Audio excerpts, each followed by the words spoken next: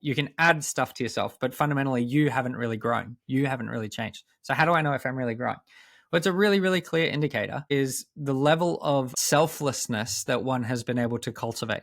What became very obvious to me was that there was a very, very clear disconnect between one's inner experience and how much peace or happiness or tranquility or love that they could cultivate within themselves. One thing I'd say to high performers all the time, and life hack of life hacks, is that if you want a better life, stop thinking about you so much. You're going to be dead very soon. You haven't got time to lose.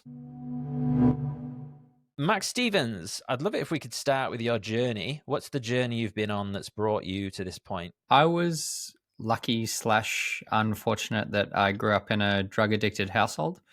And for anyone who understands the literature around the children of addicts will understand that the pain point is generally always the same, which is that if my insert parent, so it was my dad, so if my dad had really loved me, he would have been able to get healthy. And because he wasn't able to do that, I must not be lovable. There must be something wrong with me. Yeah. And that pain point normally plays itself out in one of two directions. Either the child will grow up and seek the confirmation of that belief in their life, so they normally won't amount to much, will normally be quite self-destructive in some ways because they're going, see, it's true. Whereas it can also play out where the child will grow up and seek disconfirming evidence of that belief. And so normally they will attempt to heal themselves through the acquisition of achievement, but their relationship with performance and success will be highly dysfunctional because they still have the same pain point internalized. I was just lucky that I fell into the second category, which then gave me this like insatiable drive and obsession to become successful. That then took me to, but I was still in a tremendous amount of pain. That then took me to India when I was 17 or 18. And that was one of the most transformative experiences I'd had. It was right at the end of when I'd finished school. So I was about 17, 18 at the time. And when I was walking through the streets of India, I went past through this sort of slum area. And there was a guy sitting on the side of the road in the slums who was very clearly homeless and looked quite malnourished. And he was sitting on the side of the road in like a meditative position. And I turned to him and said, and very important detail, and he was crying. So he was sitting on the side of the road in a meditative position and was crying. And I turned to him and said, sir, I don't mean to bother you. I was just making sure that you were okay. And he looked up at me and said, no, I'm completely fine. And I said, wow, you speak perfect English. And he said, yes. And I said, well, I'm sorry. I noticed you were in tears. Are you okay? And he said, oh, no. These are happy tears. And I said, oh, that's great. Like, did you get good news or, and he said, no. And I said, well, why are you so happy? And he said, because I am. And that never left me. That was like a crack in the frame of how I was sort of making sense of the world, which was, there seemed to be what became very obvious to me was that there was a very, very clear disconnect between one's inner experience and how much peace or happiness or tranquility or love that they could cultivate within themselves that didn't seem to be connected to an outer experience. And my life's mission up until that point was I needed the outer world to be a particular way in order for me to be okay. And it became inescapably clear that even at 17, I had more than he ever will, and yet he was happier than I'll ever be. And so that then got me very, very interested in the practice of meditation and personal development. And I was still operating from this place of a lot of dysfunction when it came to my relationship with wanting to do well in life. But I was fortunate because I was quite obsessive. I also became very obsessed with meditation as a practice. And that took me 1,000, 2,000, 3,000, 4,000, 6,000 hours deep into the practice. So I wasn't doing like 20 minutes a day, 5 minutes here and 5 minutes there. I was doing 3 hours a day, 4 hours a day, 5 hours a day. And as I was going deeper and deeper into my practice, that pain actually became more and more intensified until finally, there was a day, I remember it very vividly, where this belief that I had carried was finally able to get separate from it, not free of it, but just separate from it, where I could articulate what I just articulated to you, which is, I believe that if my dad had really loved me, he would have been able to get healthy. He would have been able to get clean, because the love that he should have for me should be enough to get him over the line when it comes to his addiction. And because he wasn't able to do that, there must be something wrong with me. Like, could finally like say it. And for any of your listeners who may be familiar with developmental theory, there's a very, very famous developmental psychologist whose name is Robert Kegan. And Robert Kegan's idea is that we can tell a marker of core human development is what's called the subject-object conflation, which is the idea that me as the subject and my beliefs as the object, if these things are fused, then it's not even accurate to say that I have beliefs. It's more accurate to say that my beliefs have me. They are driving me. It's just that because I have no distance or space or separation from them to be able to look at them. And that was me up until basically that point. And finally, I was able to create this space where I could see it like out in front of me. This is what's been driving my life. And I asked myself, well, is this belief actually true? Yeah. And like, even like the definition of the word belief, it's the acceptance of an alleged fact without proof. And I thought, okay, like, is this belief true? And I went and had a look, and I said, well, Max, just notice that your dad has been struggling with addiction since long before you were born, right? Long before you were born. And just because you have now suddenly appeared to say that your dad should or shouldn't need to act in certain ways just because I'm around, it was quite an epistemically arrogant and quite honestly a childish position. Like, and it would make sense because I internalized it from when I was very young. And I asked myself, okay, well, if this wasn't true, what would the implications of that be? And one of the implications would be that I am lovable, and actually I am all right, and that there isn't anything wrong with me. And in that moment, it was like a bolt of lightning that hit my nervous system, and I could feel my whole body starting to rewire itself. And I was free for the first time. And what also became clear, because I was surrounded by a lot of high performers at the time, I started my work working with a lot of high performing athletes. And what became very, very clear to me when I went back out into the world and was working with these athletes was, you're doing the same thing. You're in just as much pain as I am, just in your own way. And it's actually pain that's driving your relationship with your own performance as well, your own sense of inadequacy, your own sense of fear, your own sense of self-judgment, or a need to prove oneself. And so that got me very, very interested in like the archetype of the high performer and like what actually makes someone a high performer in the first place, and how healthy or unhealthy is that really? And that then sort of opened up a door into the work that I'm doing now. What was thank you for that. What was your relationship like with your mother? Good. Yeah, like my mum has always been my rock. She separated from my dad when I was 3, by and large, because after I was born, my dad sort of relapsed again, and my mum said, okay, no, like this isn't going to work. So my mum has always been in my corner and has been my rock in a lot of ways. And I spent a lot of time in my teenage years, again, I don't know how normal this is around most teenagers, but it was certainly the case for me. I spent many years like mistreating my mum and things like that. And so now we have a great relationship, and looking back, she's always been in my corner, which I'm very grateful for. I think it's probably is quite common. Like they say, what is it, like fatherlessness in the home, and that kind of when you're going through your teenage years or whatever, challenging authority, etc. So I think I would imagine it would be quite common. Is your father still around? Yes, he's okay now. Yeah, a good relationship now. Yes, I think that was what made it heartbreaking. Was we never had a bad relationship. It was just it was just I misappropriated my role as someone who needed to save him, and I failed, in doing so. One of the things I thought about then when you mentioned how you're sort of extrapolating out like fact, truth from that situation, where you go, well, he had his addiction before I was born, therefore that became an indicator for you where you could separate those things out that you'd misequated. So I wonder, like, if someone's listening now who, let's say, maybe they do have a parent with addiction, but it came around the time when actually they came into the world,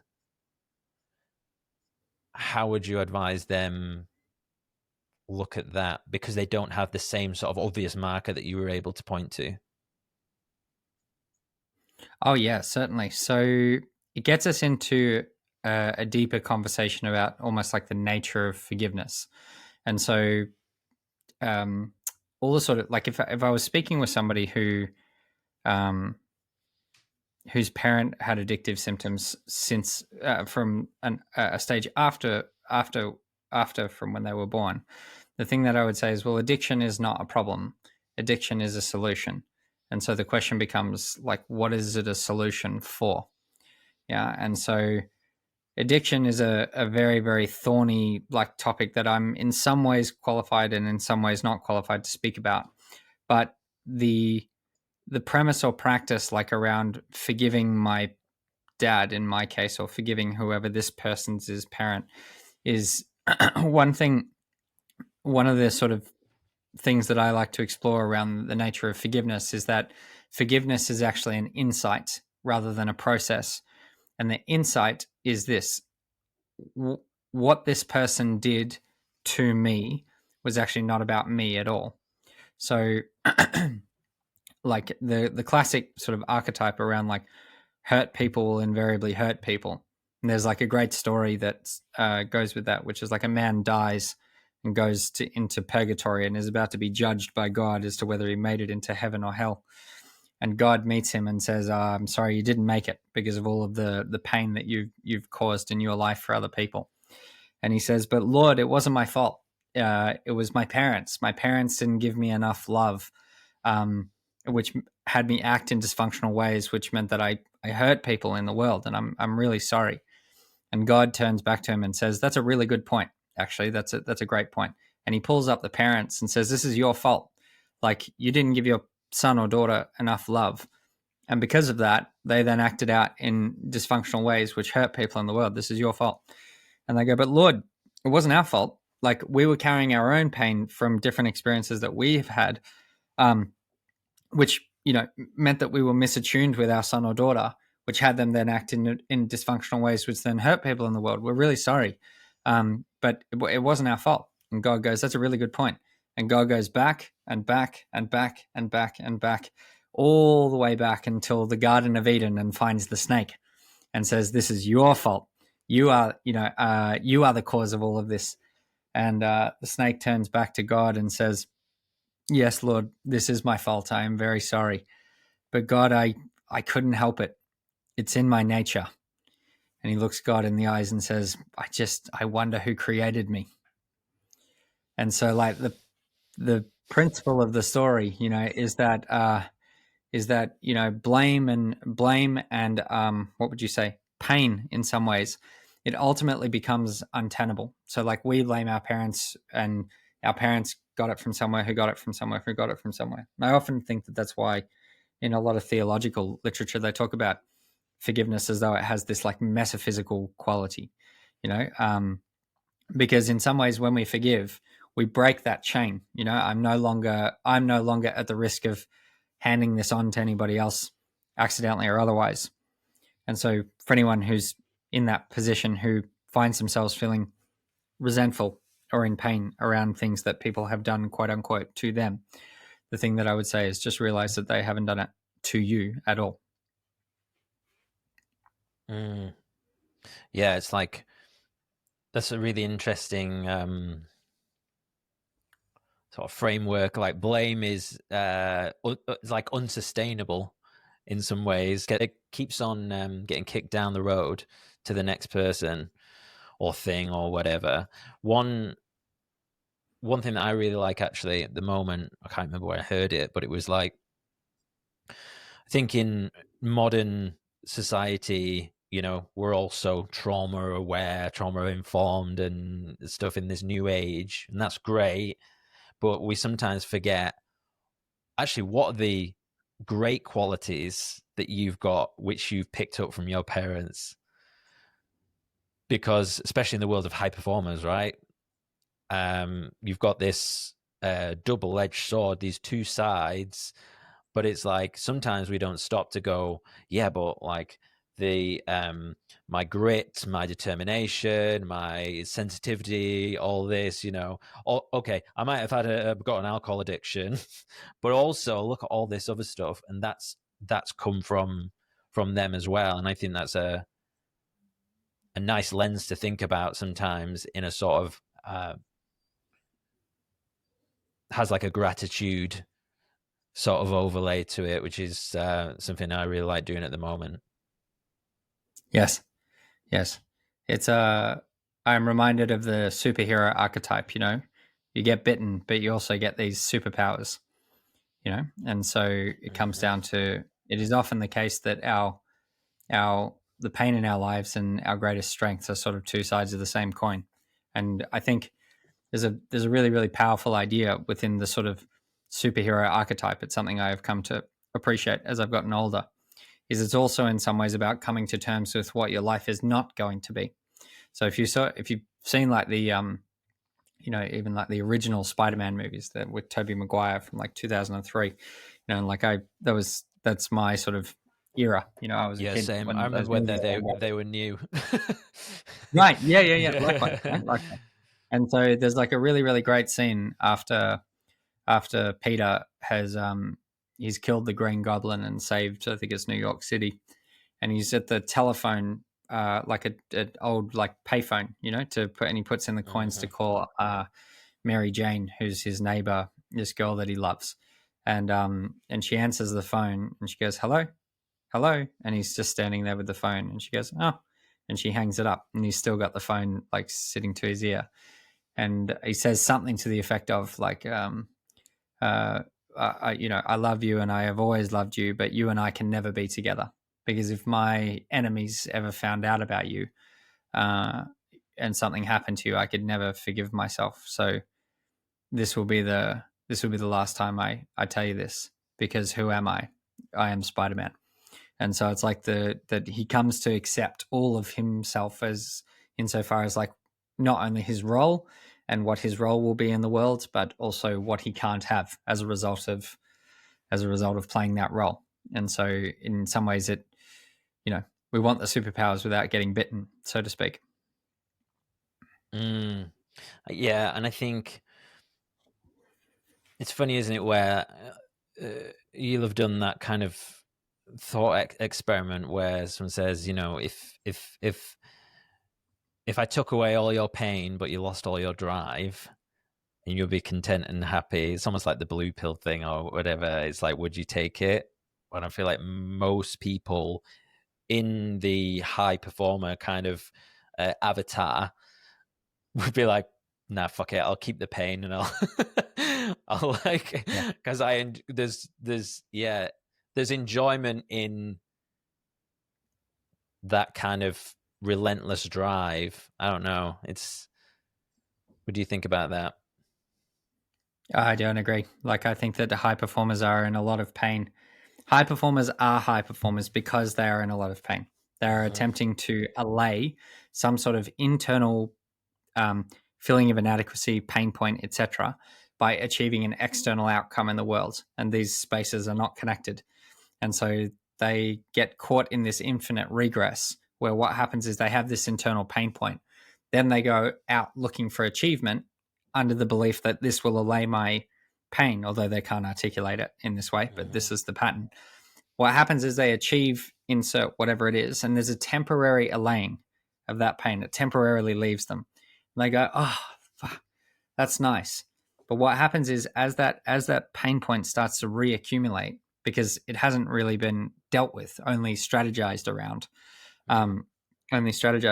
is there's a new thing that they then go, oh, well, if this didn't do it, maybe this will, Yeah. And there's a new, whatever, instead of 1 million in revenue, it's 5 million. Instead of 5, it's 20. Instead of 20, it's 100. I've got one client at the moment. He runs a $350 million business, and is, and I asked him, what do you want? And he said, to get to 500 million. The job's not done yet, so to speak. So like, this is the game that they get caught in. But the reason why that particular client wants to get to that number is the same reason that they wanted to get from 0 to 1 million in the first place. Like, it's just an infinite regress that they get caught in. And it's normally two things that break that frame. Number one is a health crisis. So normally it's the classic story of like the CEO has a heart attack in the boardroom, or they start to get nosebleeds at their desk, or they collapse on the way home, or something like that. So it's normally a health crisis, or it's a divorce. Like, the family unit breaks down because they're an emotionally absent parent. The partner grows tired of feeling unseen and unheard. The kids grow up and never really see mum or dad or whoever it is, and eventually that frame breaks in the end. And it's normally those two things. It's actually normally on the back of one of those two things that clients end up finding me. So that's normally where my journey sort of begins with them. I often joke with clients, the thing that is unique about the human animal is that we all think our problems are really unique, and they're not. It's a very, very tried and true story.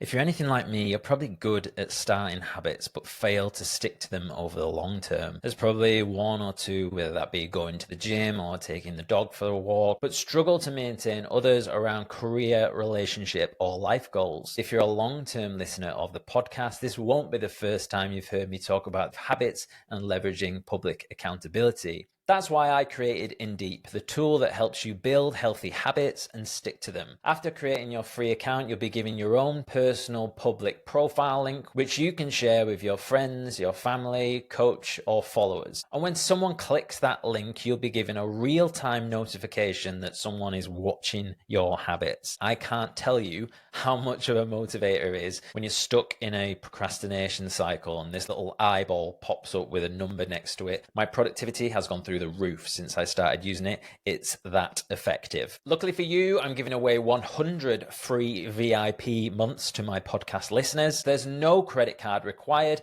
Head to indiip.com/podcast. That's deep with 2 I's, indiip.com/podcast, or follow the links in the episode description below. Let's start crushing our habits today. I feel like I can identify with like the super unhealthy, overworked, fill in the blank. Like, that was me in my 20s. And I had like the panic attack at work, the ambulance coming out, like horrendous, to then like be like, okay, shit needs to change. And then I think I've also been on like another journey of kind of finding meditation and stuff, and becoming more relaxed and less like attached to external outcomes, etc. However, I think I was in that kind of world for a bit, and then I think I felt like almost like a bit of apathy, on a loss of that drive, and then kind of like then I sort of like started building it back on top again. Like, I don't work myself as hard as I used to, or at least I do it in a much smarter way, if that makes sense. So I make sure it's periodized, and I have some rest or whatever. But don't get me wrong, like, I still charge pretty hard towards my goals. What is the question? So I guess what I'm asking you is, how do we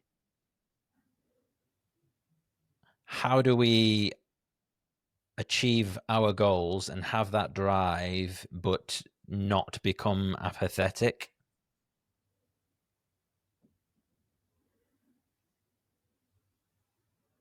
Why would you become apathetic? I suppose another way of framing it would be, well, if you take away all my pain, the thing that's driving me, then I'll lose that motivation. I'll lose my edge. Yeah, no. So no, not at all. So okay, great. Okay, great. So like I have this conversation constantly with high performers, which is like the psyche is very, very clever because it defends itself. So how would I explain this? So we are not like one person. It's more accurate to say we are more like a community of people. There's one part of me that is very selfish. There's another part of me that's very selfless. There's one part of me that has a lot of drive. There's another part of me that wants to be lazy. So it depends on like what part of me I'm listening to at any given point in time. Now that pattern, that like dysfunctional pattern that's playing out within you or within anyone, it like when we speak about integrating it or transcending it or getting rid of it or whatever, like it needs to come up with a way of defending itself. And so one of the ways it does that, is it defends itself by saying, well, if you get rid of me, you're going to lose these other things that you care about. And the analogy that I give with clients, it would sort of be like you drive a really, really, really, really bad car. It's falling apart. It looks terrible, but like it gets the job done. And I've gotten you the deal of a lifetime where we can trade your terrible, terrible car for a Ferrari. And somehow I've scored you this amazing deal. And you and I are standing there at the dealership and I say, here, give me the keys. And you say like, but I'm going to be left without a car. And I go, listen, like only for a second, like I'm just about to get the keys to this Ferrari. It's going to be much better for you. So the psyche is very, very clever as to how it defends itself. And so the other piece, just as it pertains to that, is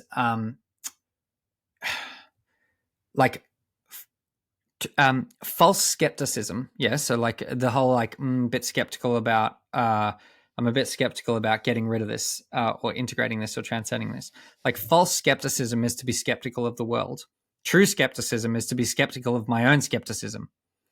Yeah. So like it's skepticism, like to be truly skeptical, I have to be skeptical of me.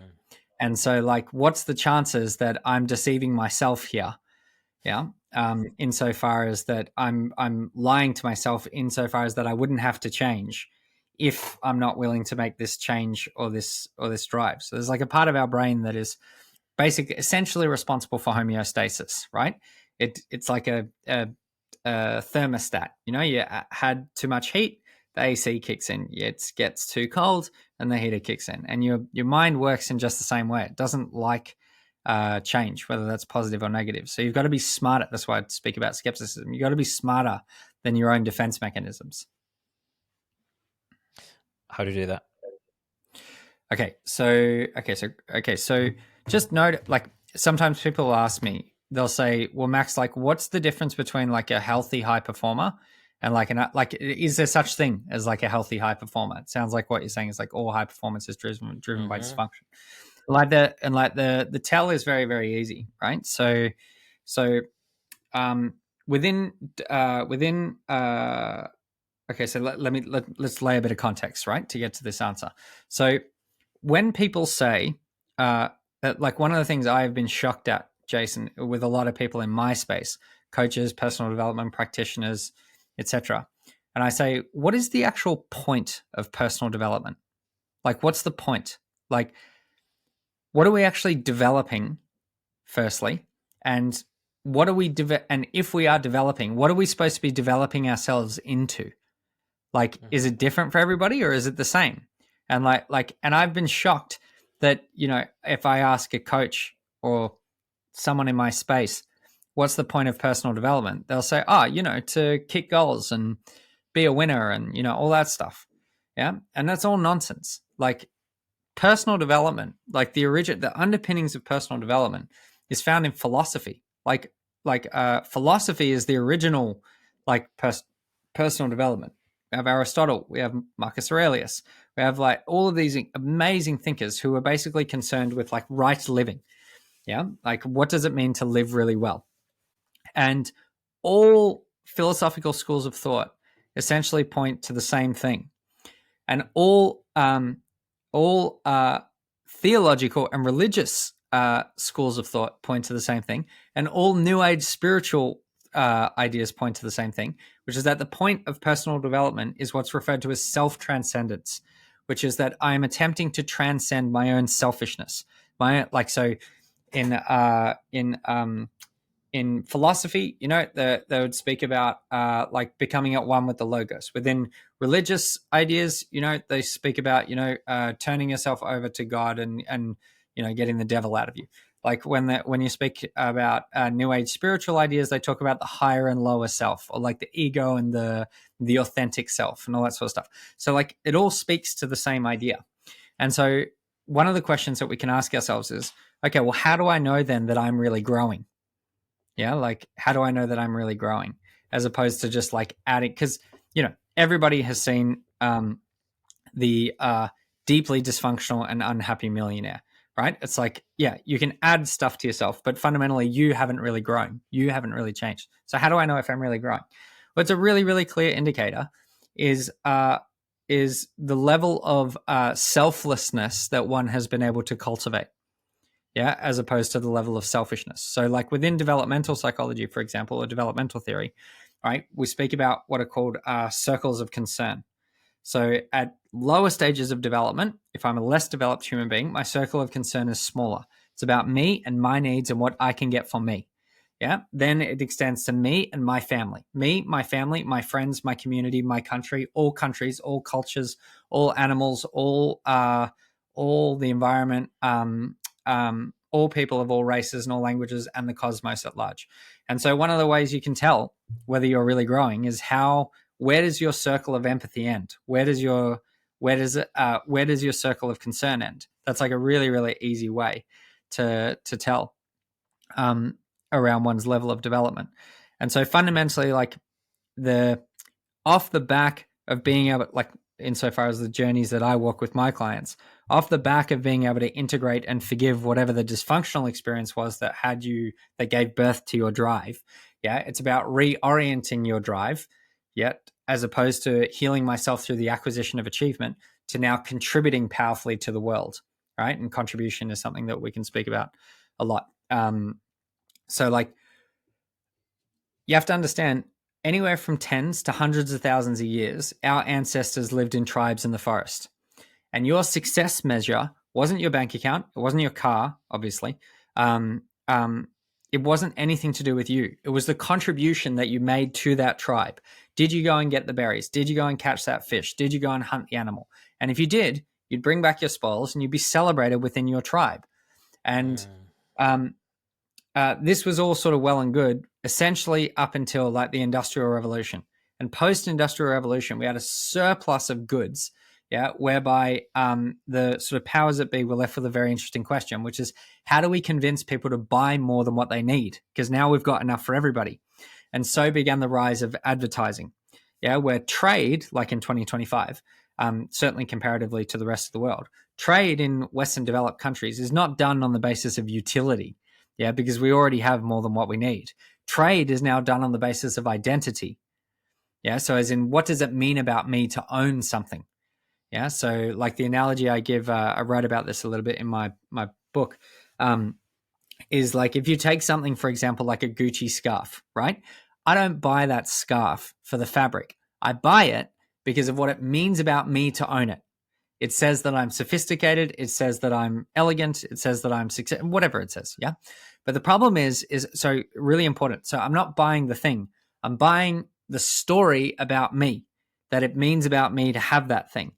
But what happens is when next year's scarf is released, the same scarf that I have now no longer says elegance, sophistication, and success. Now it says I'm falling behind. And so we go from item to, and the real trap is that the story is not fixed to the item. It jumps from item to item. And so we're off on this goose chase, chasing this story that is unloyal to the thing that we buy. Yeah. And that's sort of like consumer culture in a nutshell. Now, so like if we can see through that and see that actually I am already complete as I am, right? Then it becomes about, okay, if I can see that, other people in the world are still suffering very greatly. And this is what a conversation I get into with high performers all the time, is I say, is I say, look, if you're a high performer, you're going to be successful at whatever it is that you choose to do. So why don't we try and make the world better as well? And they go, yeah, that's a fair point. And so it's a really, really easy way to tell is like in business, for example, they speak about like missionaries and mercenaries. So a missionary is there's a mission that I'm on to try and make the world better. And the business is a means or a vehicle to achieve that mission. A mercenary is like, I'm in this for me. And I've studied the market and the gaps in the market, and I'm going to colonize and attack that part of the market, yeah, because I'm in this for me. And so based on where our circle of concern starts and ends, you can basically dictate the health of a high performer. Fantastic. Yeah, it was really interesting. So when we think about these concentric circles, and you've got the self in the middle, like the selfishness, ego only concerned about stuff that's directly affecting me. Yep. Do you typically find a lot of high performers just stuck in that circle? Yes, because they are in pain. Because they are in pain. They have been made to feel inadequate in some way, and they're on a mission to prove the contrary to whatever that experience is, which limits their circle of concern. So when we are in pain, it's hard for me to care about others if I have pain to attend to within me. And how do you, because I imagine one of the things that, like, they won't want to lose their success, right? So how do you pitch it to your clients that it's a weird easy one, isn't it? Because you don't want to say, if you start thinking about everyone else, also you'll make more money, because then it's kind of, do you know what I mean? That's also selfish. Yeah, but you will. Like, yeah, but the thing, like, okay, so like if we take 2 brain scans, right, and you have someone who's got clinical stress, anxiety, depression, etc., right? What we see is that there's certain parts of the brain that are like hyperstimulated, hyper active. They're like lit up in a brain scan. And you take a healthy person's brain scan, right? Healthy is a relative term, right? So we take yours, Jace. So and I hook you up to EEG, right? And I said, Jason, while you're standing there, do us a favor. Just start thinking about yourself. What we see is like the exact same parts of the brain start to get stimulated. So there is 0 neurobiological difference between thinking about myself and feeling miserable. Contrast that with like I think it's called the anterior cingulate cortex, which is responsible for dopamine and serotonin and the feel-good feels. Yeah. And like the thing that hyperstimulates that part of the brain is when you do something good for someone else. And so there's no neurobiological difference between doing something good for somebody else and doing something good for me. They're the same. And it makes sense, right? Because like if we've evolved to live out in the wild in these tribes of 50 people, yeah, it's like it makes perfect sense why my brain is wired that way. If I help everybody else, it's good for me. Yeah, but the problem that we have is that we are now living in environments that are out of sync with our own evolutionary biology, which is why we are so emotionally sick. It's why we have the crisis of meaning. It's why we have the loneliness epidemic. It's why we have the mental health crisis. It's not an accident. You know, it's because we're now like the challenge, the problem, or at least as I see it, one of the huge problems within like Western culture is we say like, oh, well, we're all just individuals, man. So like, you know, Jace, things that work for you may not work for me, and things that work for me may not work for you. And that's nonsense. It's absolute nonsense. Like human beings are animals.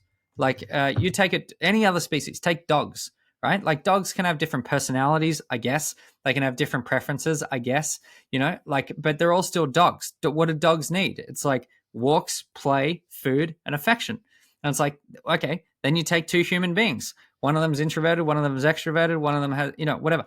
Like, but they're all still human beings. And so the question becomes like, what are our intrinsic human needs, right? And it's like connection, contribution, community, to feel connected to something bigger than myself, yeah, etc. It doesn't matter our personality type, if you like. Yeah, that's not even language that I like to use, but I'll just say it for the purposes of being expedient. It doesn't matter our personality type. Yeah, like we have these intrinsic needs. And so the really exciting thing is like today, your tribe isn't just like your little corner of the forest. Today, your tribe is the world. You know, you and I are being able to having the fortunate pleasure of being able to contribute to each other.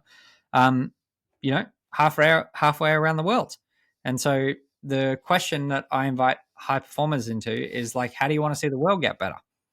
You know, and because it's also my view that the world doesn't move forward through the masses; it moves forward through like exceptional individuals.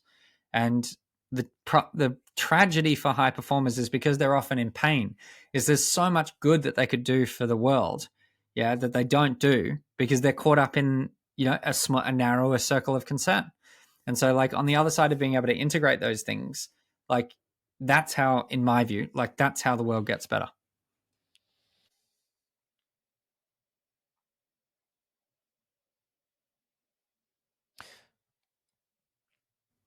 Do your clients struggle with motivation? Yes. Yes. That's an interesting dichotomy, isn't it? As high performers. Yes. Well, the reason they struggle with not every, but a lot of them, like a lot of high performers come to me because they say, Max, you're going to be great for me because I just need someone to hold me accountable. And I say, well, don't you think the conversation we need to be having is how come you feel the need for someone else to hold you accountable in the first place? Because if we could solve that problem, you wouldn't need me at all.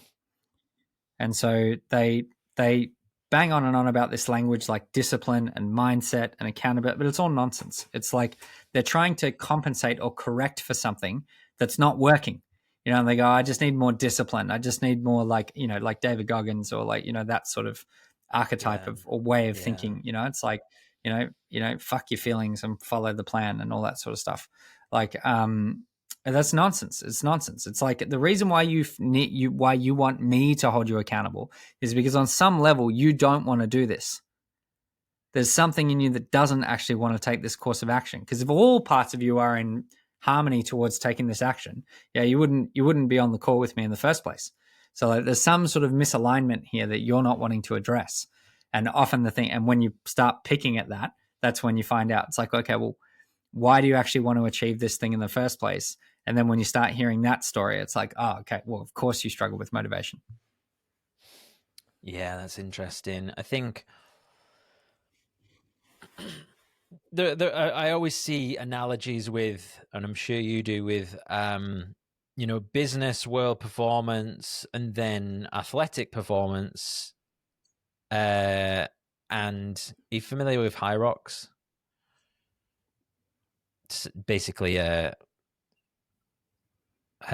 newish sport that's come about, which involves people running around and lifting stuff and suffering for 60 to 90 minutes. Something I'm into in quite a big way. And when I first started out, like getting to the gym and getting into training, it definitely was, like 2-3 years ago, was that Goggins energy. Was like, I'm going to prove everyone right. I'm out running at 5 a.m. in the dark, doing cold plunges. And there was this chip on my shoulder because I'd gone through some shit. And then cast forward now and in a much happier place. And the way that I train now is totally different. And I'm able to do it because, and maybe there's a conversation around like the achievement thing, like what's driving the actual achievement. But in terms of like the training and doing the races, I'm in a much more peaceful state of mind, despite it being kind of hell on my body for for a short period of time. And I guess it's like, I think about my performance in like the other side of things, and it's like, how can I get some of that here? Like training and loving it, doing the thing and loving it. And don't get me wrong, like I'm podcasting now and I'm enjoying this conversation.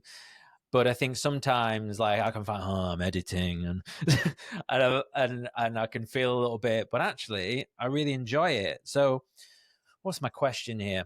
It's how do you connect those two things? And I know you mentioned you work with athletes, and do they tend to mirror each other? Yeah. So like, it sounds to me as I listen to it that it's the difference between like intrinsic and extrinsic motivation, right? It's like, I love having the conversations and the podcasting stuff because I love doing it. I don't love doing the editing stuff, but I'm willing to do it because of where it can get me, right? So like, I'm not motivated to do this thing, but I am motivated to where it can get me. So this becomes like a means to get there. Yeah. And so like sometimes when I'm like auditing a high performance schedule, like one of the things we'll go through is like, where are you intrinsically and extrinsically motivated? And sometimes what will happen is we'll run into tasks where it's like, I can't delegate it. I don't enjoy it. I can't delegate it, and I'm stuck with it. So like, what do I do about those?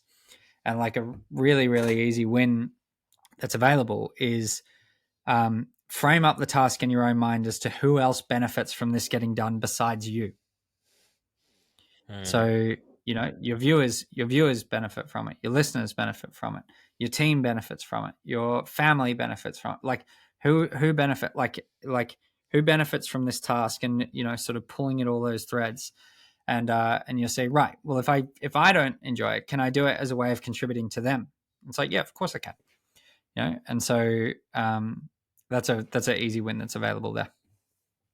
Yeah, I love that. I think it's something where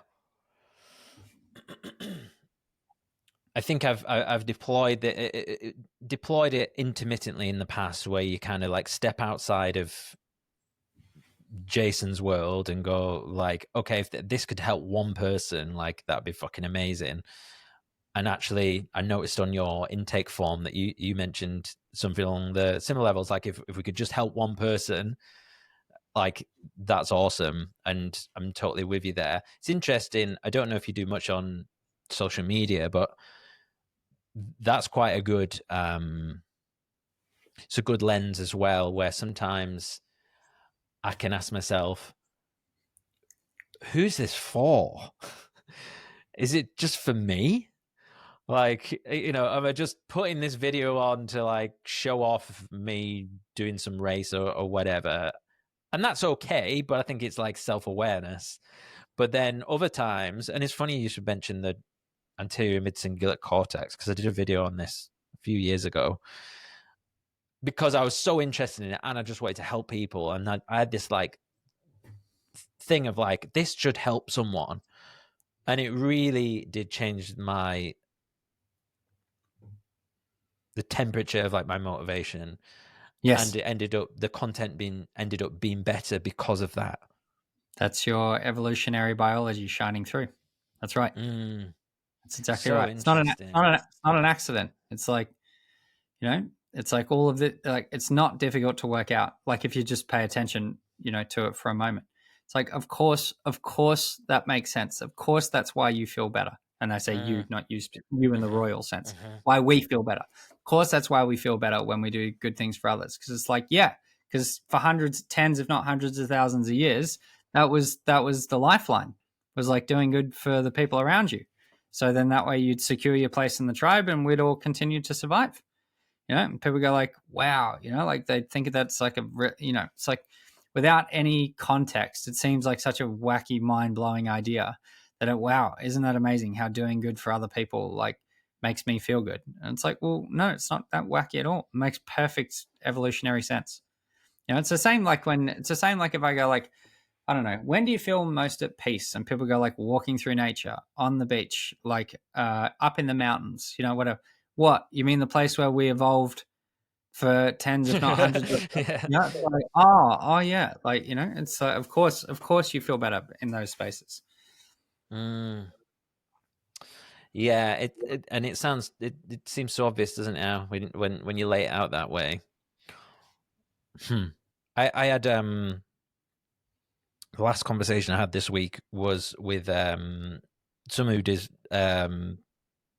mindset training, a chap called Colin Henderson, and we're talking about frameworks. I want to get into frameworks and practices and habits and stuff with you. And one of the things that I was asking him was about, like, you know, I do my meditation in the morning, but what is like a set of like things that I can ask myself? Like I love reflections or cues and just little kind of processes to follow. And one of the things he had was he did like 4 minutes. First minute was just grounding yourself, you know, becoming present. For the second one was like reminding yourself of what you have, like a bit of a gratitude, like I'm so lucky to have all this stuff. The second one was I am, which was like I am brave, I am this, whatever the 3 things that you've kind of set out to say. And then I will, which is your intention for the day. Or I'm going to be present with my guest, I'm going to be whatever it may be. Based upon what we've just been talking about, certainly in that motivational lens, how would you alter that or add in something to ensure that we cover a little bit more than what was just mentioned? Well, it's you know, it'll be no surprise that I'm a huge proponent of meditation, Mm-hmm. but I think there's a huge misconception in Western culture as it pertains to the purpose of meditation. So, in Western culture, we I speak generally, of course, but we generally believe that the purpose of meditation is to help me feel relaxed. That it's supposed to calm my mind and center my thoughts. And again, that's all rubbish. Like the analogy for, or one way of an analogous way of understanding meditation is sort of like this. If you go to a therapist, say I go to a therapist, right, or a psychologist, and I sit down on the couch and lie down, and they go, Max, tell us about your childhood. And I go, oh, well, you know, like there were some things that are a bit tough, but, you know, I'm pretty happy with how I've ended up. So it was all good in the end. And they go, you noticed, you mentioned that some things were a little bit tough. Like, tell us about those. I go, well, I don't know. Like, I guess I wish I was a little bit closer with my mum. You know, she had to work a lot, and I suppose I wish I got to spend a bit more time with her, but she was an adult and she was doing her best, and we have a good relationship now, so it was all good in the end. And they go, what was that like for you to be at home and want to spend a bit more time with her when you were a kid? I go, well, yeah, I felt a bit lonely. And like, so what they're trying to do, like they're trying to get the wounded part of me to talk. Do you know what I mean? Not the adult in me. They're trying to get like the part of me that hasn't integrated that to step forward and to speak. And if that part of me can speak, then that part of me can get worked on. Yeah. Now, why do I share that in the context of meditation? Because meditation works in the exact same way. You, as the observer, when you just allow whatever is happening in your experience to happen, yeah, you act as the space whereby unresolved emotional patterns, dysfunctional behaviors, repressed memories, etc., can come to the surface if you're patient and you allow that to happen. That process is pretty painful to actually allow that to happen.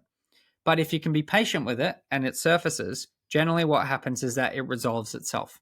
There's some insight, that there's some interconnection that the brain makes whereby forgiveness is found, or peace is found, or reconciliation is found, and it leaves you. And then you get your peace, right? But what happens is, particularly as I've seen it in Western culture, is when people who are beginners, you know, like, oh, how do I begin my meditation practice?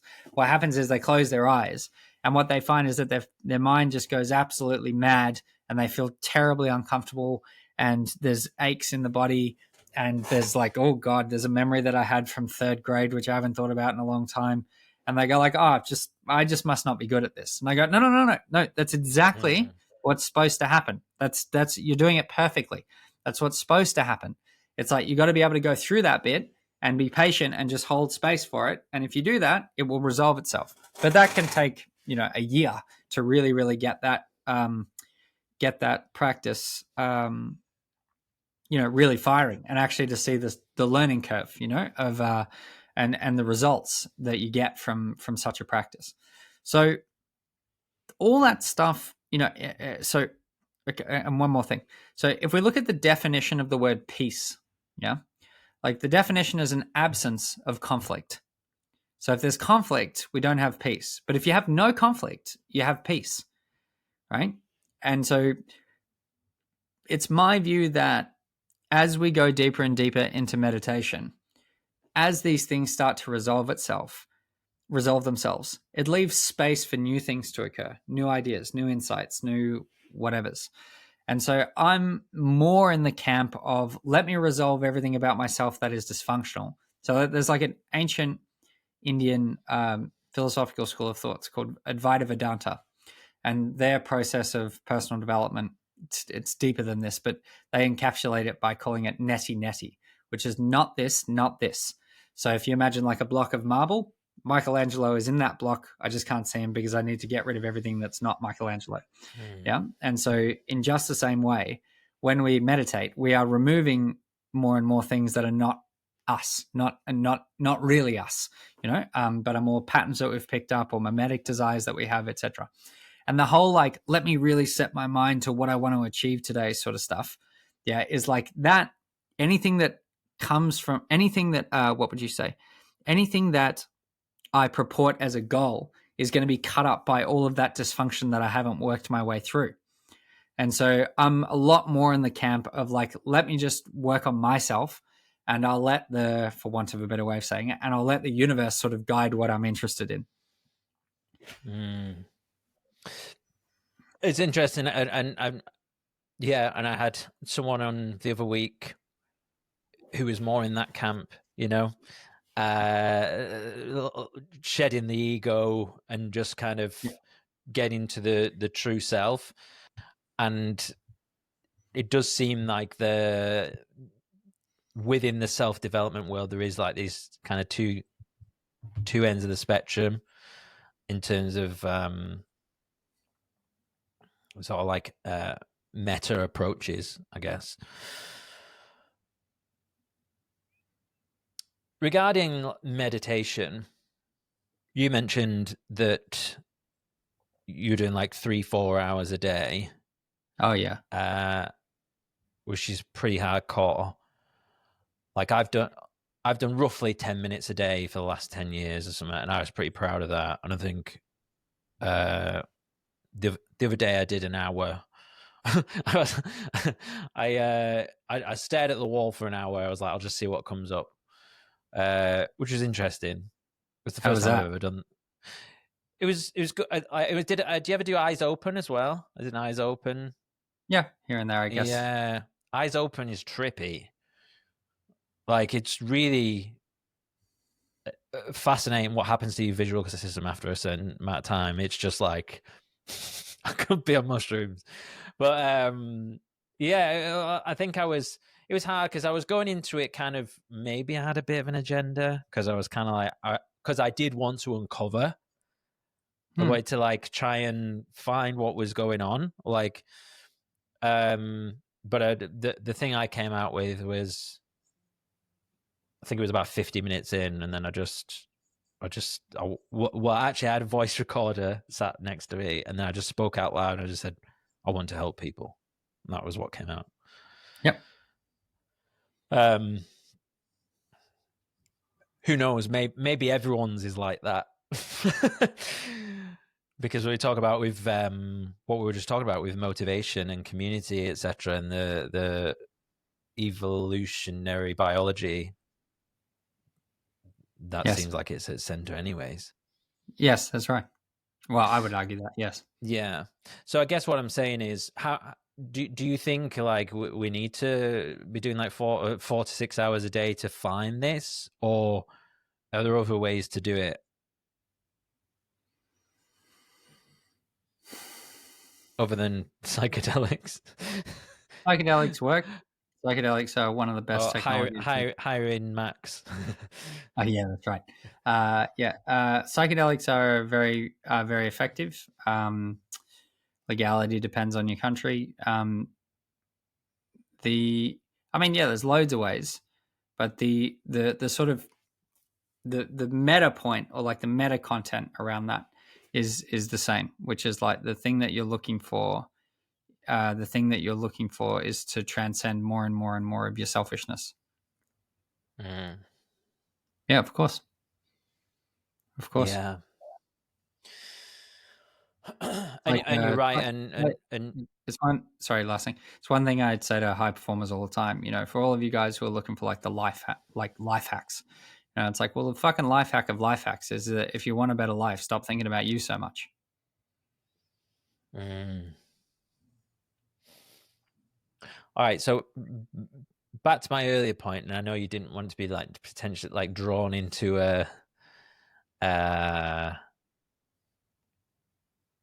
the whole kind of like prompts on how I'm going to be in the what's the word, manifestations, what's the fucking word, like affirmations. Sorry, you didn't want to be talking about affirmations or anything like that. But in terms of, do you think it's literally just sitting with yourself, or is it worth maybe just having something like, I don't know, asking yourself, how would I show up today if everything wasn't if I wasn't so motivated about my self-interest?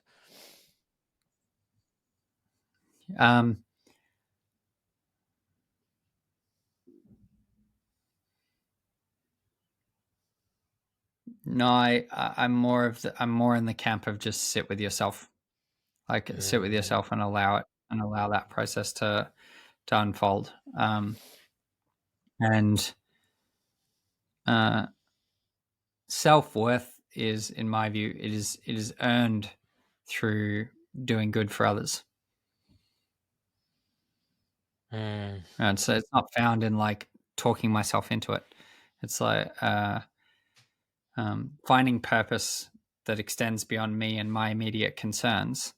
Yeah, like that is the pathway to self-esteem, if you like, because the evidence of your own life will show you that you are somebody worth respecting. It won't be something where you have to like look at yourself in the mirror and say like, I'm amazing, you know, and like try and like gaslight yourself into thinking that you're amazing, even if you're ruthlessly selfish. Um, um, um, and you know, to your point earlier around the whole commercial conversation for high performers, like the irony is when you're oriented towards making the world better, you'll make more money because the marketplace rewards people who bring value, and your ideas will resonate, your output goes up, and you can sustain it for longer periods of time because it's not about me anymore. People will want to work with you, and so the whole thing around you know, I want to be like this, I want to be like that, you know, and so on and so forth. It's like I'm more in the camp of like, this is the difference that I'm wanting to make into this person's life today. This is how I'm wanting to help them today, etc. And counterintuitively, you'll feel more amazing than if you're shouting at yourself saying, I'm amazing. Yeah, sometimes I wrote down like once. Do you have children? No, not yet. Yeah, same. Not yet. And like I've written down in the past, like just like trying to motivate myself, thinking about like my future family rather than me. But I don't know whether, again, maybe you kind of don't prescribe to that kind of prompting as such. But I think it's like, why, in terms of me, like, why am I here? Like, I feel like my number one mission in life is to have children. Yep. And when it's me living on my own in this house or whatever, in this room or whatever, it can be hard to kind of put yourself in that frame, if that makes sense. So for me, it's like a good thing to be like, why are we doing this? But I don't know. But I don't know. But you could argue that by doing that, I'm also not living in the present, and I'm trying to. No. Look, I'm not discounting or discrediting the power of intentionality. It's not what's being suggested. That's not what's being suggested. I'm more interested in like the structural development of what is the thing that actually gives birth to the thing that I want. So, you know, it's like what are my goals today? It's like, well, I want to achieve this, this, and this. Well, why those things? Well, those things because, and if it's like insert something that you can feel when it's a low consciousness, self-centered reason. And you can also feel the inverse when it's a higher consciousness reason. And so I think like that's why I'm a big advocate for like, who do I want to help? It's because generally it will sit in that higher frequency sort of space. Mm. All right. What the fuck do you actually want? Finding a life with purpose. Why this book? So the book originally began as the documentation of the patterns that I'd observed in my work. Because, like I said, the thing that's unique about us all is that we all think we're unique and we're not. And so it became about documenting the patterns that I'd observed in working with, doing over 1,500 hours with high performers every single year. And so it began originally as 100 research articles around all of these different patterns that I'd noticed. Then I collapsed it all together and put it in some sort of sequence around, like, normally they start here. These are the insights they have along the way. This is where they get stuck. This is what helps them get through that. And this is where they end up at the end. So I put it into these like 6 chapters, which were like 6 questions. The first one is like, what the hell is going on? Second one is, how do I get out? Third one is, where do I start? Fourth one is, why do I even need a purpose beyond myself? Fifth one is, what's in it for me? And sixth one is, calling me a hero is a bit much, isn't it? So it's like these 6 like chapters, where every chapter begins with like a wake up call where I'm like quite direct with the reader. It then moves into a deeper sort of philosophical exploration as to why, as to like the structural awareness of why this is the way that it is.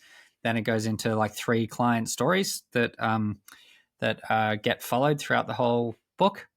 Two of them embrace that, and one of them doesn't. So one of them was the worst outcome of my entire career, and I put and so it shows like the arc of the 2 that make it and the one that doesn't, and what actually plays out in their lives when one embraces a purpose beyond themselves and when one doesn't.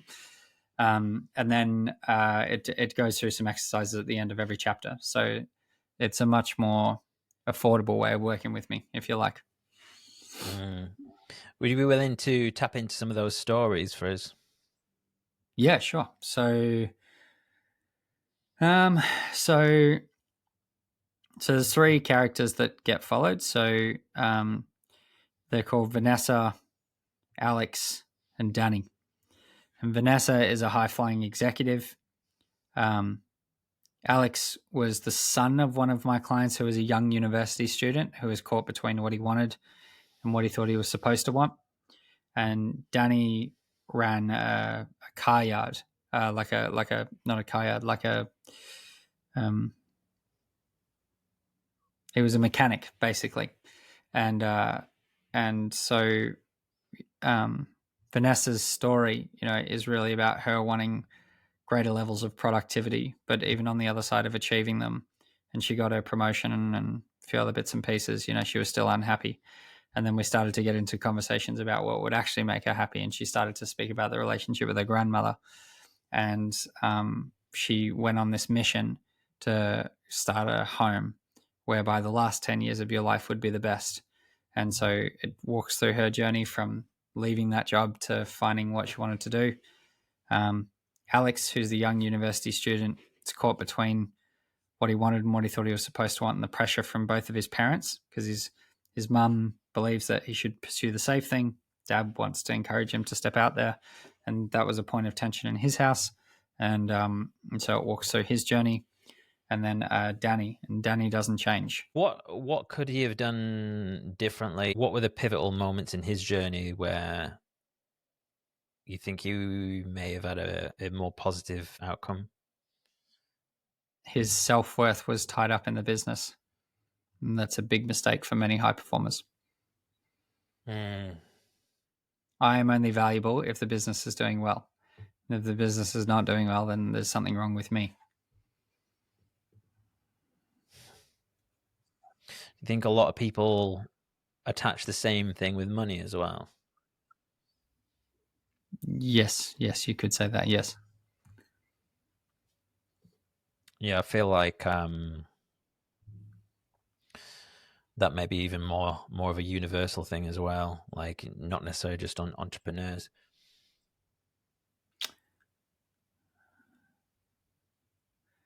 Yeah, yeah, money's an interesting one. I was turning up to a coaching session on a cafe at the beach.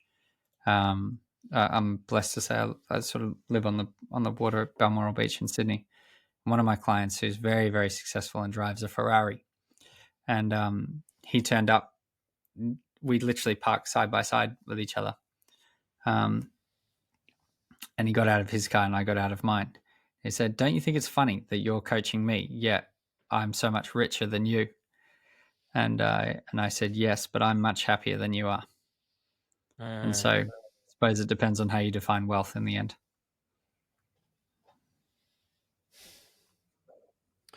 Yeah, 100%. It's like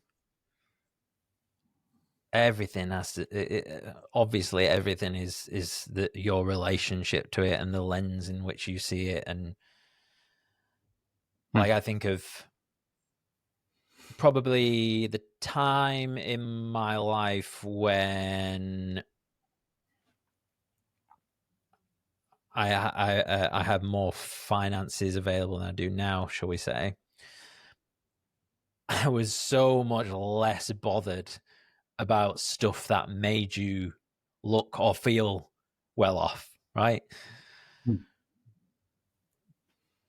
But I think because I was kind of, I don't know, I was just happy, or like and I think, you know, I wouldn't think twice about, like, I don't know, turning up at the pub, like, you know, dressed in just like my casual gear or whatever.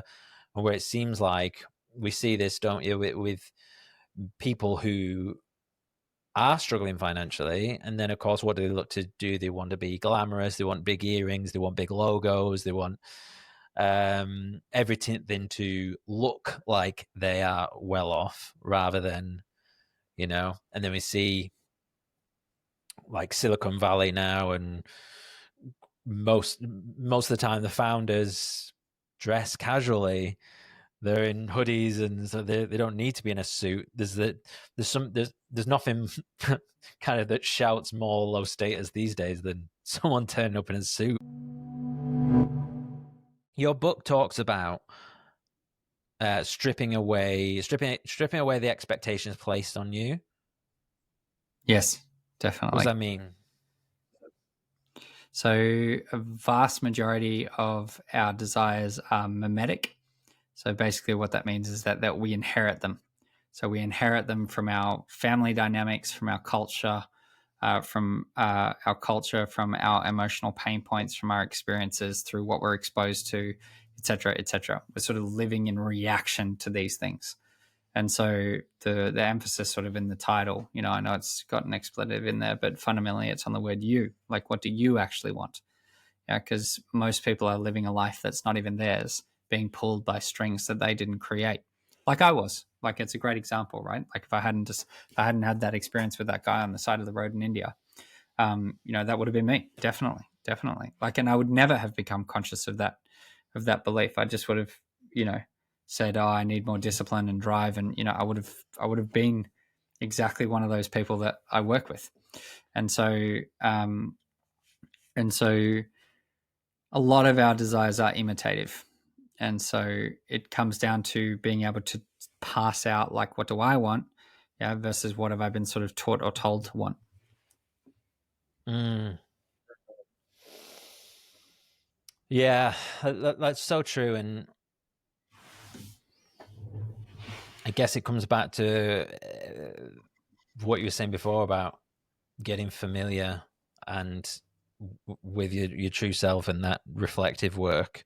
What do you, if you could prescribe a like meditation practice to your clients or anyone listening, what would you recommend Um, they so start I with? wouldn't have, yeah. So like I wouldn't. You don't have to start with meditation necessarily. Like, there's three. Like, in the chapter, like, where do I start? You know, like the three sort of invitations are, number one is forgiveness. So like writing down everyone who's hurt you or you've hurt them, going clearing that up. Number two is the awareness of one's own mortality, so that you are actually not going to be here for much longer, and it will go by very quickly. And so there is no safe road. And then number three is the cultivation of radical honesty. So it's like, if I can get free of all of that and recognize that I'm not here for a while, so there is no safe road, what do I want? Like, that's a really, really good place to start. I have death in Spanish written on my wrist for similar reasons. Yes. Which takes me back to a moment where like I just had this like epiphany of like, oh yeah, like this is all going to end pretty soon, so might as well be free of it. Much sooner than we realize. Yes. What's one question that people never ask you which you wish they would?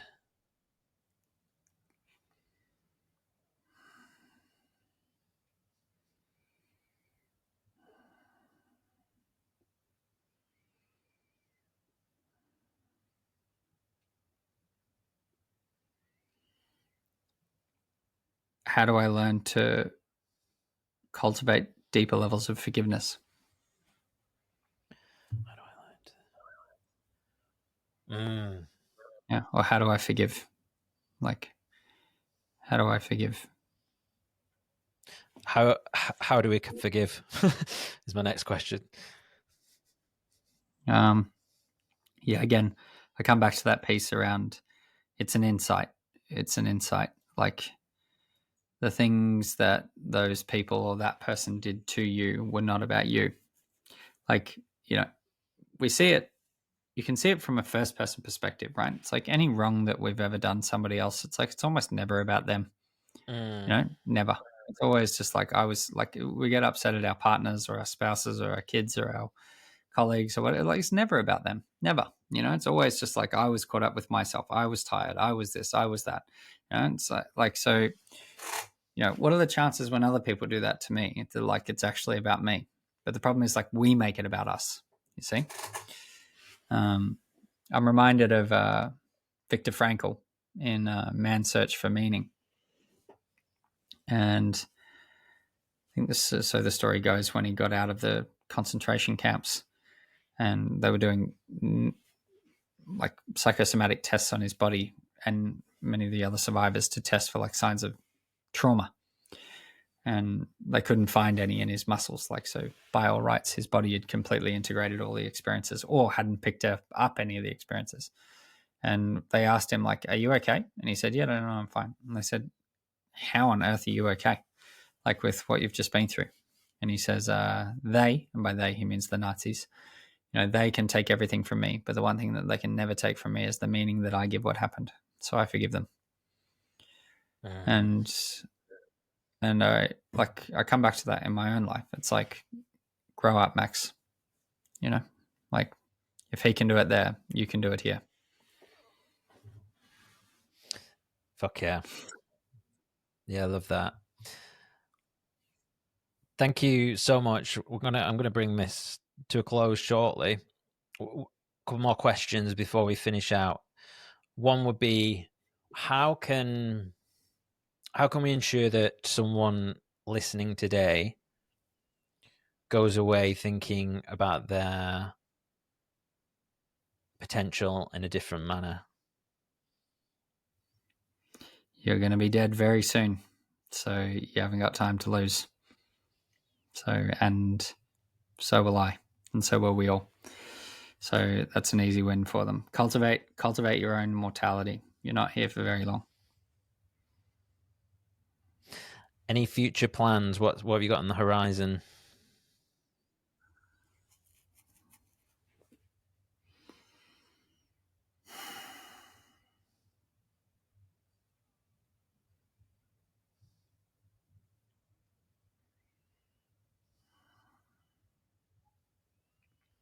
hopefully just to keep working on myself.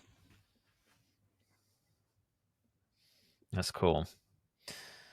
No surprise. I was expecting. I didn't know if you want to say hours of meditation. How often? How many hours a day do you meditate at the moment? Out of interest. I don't. It's difficult to say because the boundary, like the really, when I first started, and I posit that this would be the case for everybody, but when I first started my practice, there was a very, very clear line between now I am meditating and now I am not. And you like your experience, staring at the wall for an hour, and like when it's over, there's still a part of you that's, what would you say, in that state, if you like. Yeah. Mm-hmm. And now it's been more than, well, basically a decade of practice, and it's getting more and more difficult to discern where the start and finish of meditation actually, where does meditation actually start and finish. So, but a formal practice, not as much these days. Okay. Where should people go if they want to check out more about Max Stevens? They can just come to the website, maxstevenscoaching.com. Stevens is spelled with a PH, and yeah, they can, they're welcome to have a chat with me there if they want to. Thank you. Thank you so much. This has been awesome. It's been really fascinating hearing all your insights, and I appreciate your generosity in this conversation. So thank you, and have a good evening. Thank you too. Hey guys, it's me. Just a quick one before you get going. Thank you so much for making it all the way to the end. I really appreciate it. Don't forget, you can check out links to my guests via the episode description below. And a reminder to claim your free VIP pass month at Indiip. Go to indiip.com/podcast. That's indiip.com/podcast. If you're looking to improve your life and build habits, I really think you're going to love this tool. All links are in the episode description. Thanks for watching, and I'll look forward to seeing you in the next one.